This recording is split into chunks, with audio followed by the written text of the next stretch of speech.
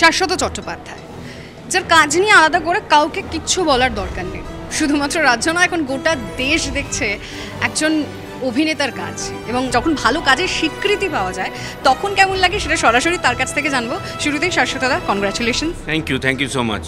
এবার যে বিষয়টায় আসি, আমাদের যেহেতু আজকের এই ঘরের বাস্তব অনুষ্ঠানটা সিরিয়াল ওটিটি দুটো প্ল্যাটফর্ম, দুটো একদমই আলাদা প্ল্যাটফর্ম, দুটো প্ল্যাটফর্মে যারা সেরা তাদের পুরস্কার দিচ্ছে।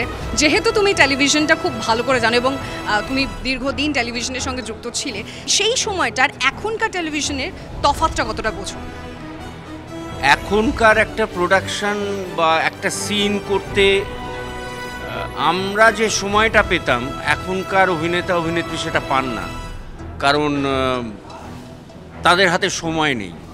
কারণ আমাদের সময় ব্যাংকিং করা যেত, 20-25টা এপিসোডের ব্যাংকিং, এবং আগে থাকতে গল্প ঠিক করা হতো, একসঙ্গে অনেকক্ষণ ধরে বসে আমরা সিনটা নিয়ে ভাবতাম, রিহার্স করতাম। এখনকার বেচারা যারা সিরিয়ালের সঙ্গে যুক্ত, তাদের জন্য মাঝে মাঝে খুব কষ্ট হয়, এবং মনে হয় আমাদের থেকে ওরা বোধহয় অনেক বেশি রেডিমেড অ্যাক্টার্স, কারণ ওরা যেদিন আসছে এসেই সিন পাচ্ছে, পেয়ে সেটা করে দিতে হচ্ছে। সময় নিয়ে রিহার্সাল দেবার আমি জানি না সময়টা আছে কি না। এটা কি কোথাও গিয়ে মনে হচ্ছে মানে র্যাট রেস বলে হচ্ছে? এটা তো পুরো জেনারেশন ওয়াইজই এটা বেড়ে গেছে, র্যাট রেসটা। তো আমরা আগে আড্ডা দিতাম, সেটে আড্ডা দিতাম, এখন আড্ডা জিনিসটা বাঙালির সত্যি কথা বলতে কি জীবন থেকে বোধহয় উঠে গেছে। সবাই ছুটছি, কেন ছুটছি জানি না, কিন্তু এটাই হয়তো মানে যুগের নিয়ম। এক্স্যাক্টলি, যুগের নিয়ম। এবং ছোটার কথা বলতে গিয়ে মনে হলো আমরা এমন একটা সময় দাঁড়িয়েছি যেখানে মানুষের হাতে সময় খুব কম। টেলিভিশন থেকে এখন মানুষ ওটিটিতে শিফট করছে, এবং তোমার হাতে আছে পুরস্কার, তুমি এমন একটা কাজ করেছো, এবং সত্যি এটা আমাদের প্রত্যেকের কাছে ভীষণ ভালো লাগার জায়গা। তো এই যে ট্রানজিশন পিরিয়ডটা দেখছো, এই যে ওটিটিতে এখন প্রচুর কাজ হচ্ছে এবং মানুষ বেশি আগ্রহী, বাঙালি বেশি আগ্রহী এই কাজগুলো দেখার জন্য, তোমার কি মনে হয় টেলিভিশন কোথাও কি একটু পিছিয়ে পড়ছে? টেলিভিশনের কিন্তু একটা স্টেডি দর্শক আছে, নইলে সিরিয়ালগুলো চলতো না এত। এবং তাদের মধ্যে বেশিরভাগ ক্ষেত্রে হচ্ছে, যেহেতু মহিলা ওরিয়েন্টেড গল্প হয়, বেশিরভাগ মহিলা দর্শক, এবং সেটা আমি আমার বাড়িতে বুঝতে পারি। এবং তারা যে দর্শককে ধরতে চাইছেন তারা সেখানে সাকসেসফুল হচ্ছেন।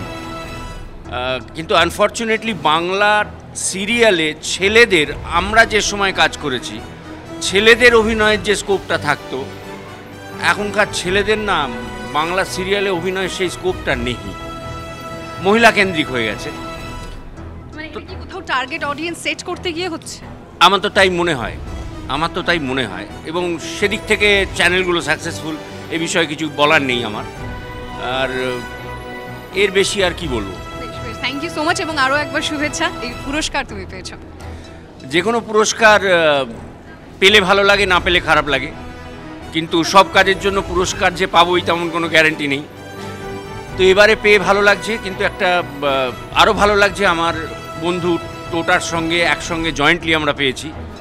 আমরা প্রায় না, টোটা আমার থেকে সিনিয়র ছবিতে। আচ্ছা, আমি মনে হয় দেখতে পাচ্ছি টোটাটা। প্লিজ এটা যখন জয়েন্ট একটা অ্যাওয়ার্ড, তখন মানে আলাদা আলাদা কথা কেন হবে, তাই না? এই তিনটে কি করে হলো? ও, এই যে এই জয়েন্ট অ্যাওয়ার্ডটা পেয়ে কেমন লাগছে? ওর সঙ্গে নমিনেটেড হওয়াটাই ইন ইটসেলফ অ্যান অ্যাওয়ার্ড। আমি যেহেতু এখন ইদানিং মুম্বাইতে কাজ করছি, সেখানে ওর যা সম্মান এবং ওর অ্যাক্টিং ক্যাপাবিলিটিসের প্রতি মানুষের যা বিশ্বাস, সেটা আমি খুব ভালো করে জানি। এটা সত্যি he is pride of Bengal. মুম্বাইয়ের কাজ বলছো শাশ্বততা, মানে তুমি কি চুপ থাকবে? কেন? কাজটা নিয়ে তোমার কথা বলছে, তখন মুম্বাই তো এখন দুজনেই কাঁপাচ্ছে।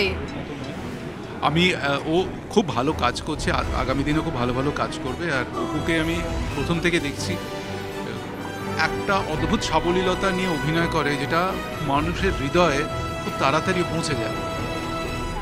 এটাই এই কারণেই বোধহয় মানুষের এতটাই পছন্দ তোমাদের দুজনকেই, সে কারণে বোধহয় পুরস্কার। হ্যাঁ, অপুদা কিছু বলবে? আরেকজনের নমিনেশন নিয়ে আমি একটু চিন্তিত ছিলাম, তার নাম ঋত্বিক চক্রবর্তী।